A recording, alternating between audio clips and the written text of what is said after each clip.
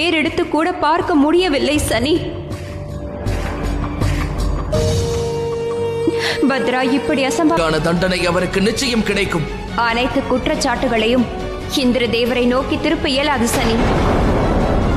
நான் பத்ராவின் தாய். குழந்தை இப்படி ஒரு தவறை செய்யும் என்று நான் கனவிலும் என்றும் நினைத்து பார்த்ததில்லை. தாயே,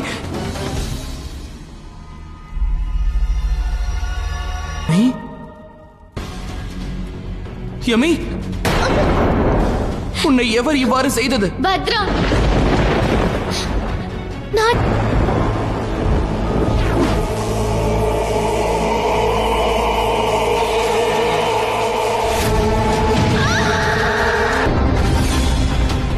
அவள் பத்ராவேதான். ஆமாம் நண்பா, நாங்கள் அனைவரும் எங்கள் கண்ணால் பார்த்தோம். அவள் பத்ராதான். நம் அனைவரையும் அழிக்க அவள் முயற்சி. ஆனால் நான் அறிவேன், அது பத்ராவாக இருக்க இயலாது.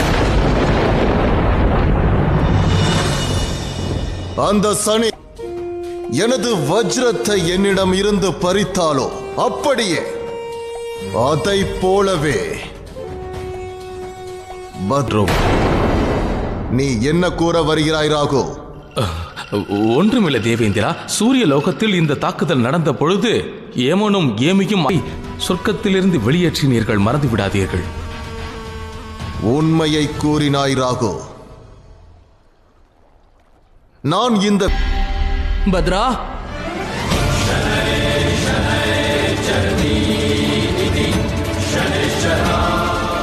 நில் பத்ரா.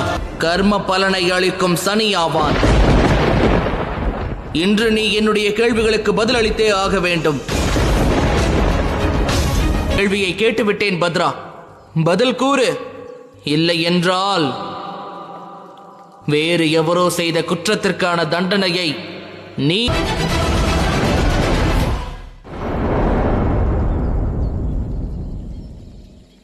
இல்லை தமையா, நான்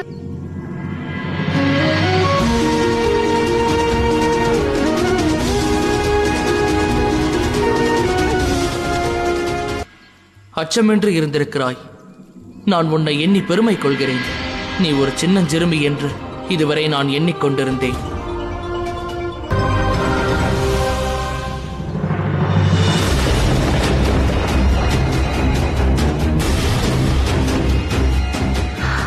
கொள்வதில் தவறு இழைத்து விட்டேன்.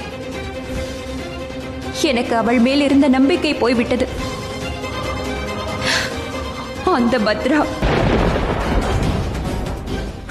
இனி தாங்கள் பத்ராவிற்கு என்ன தண்டனை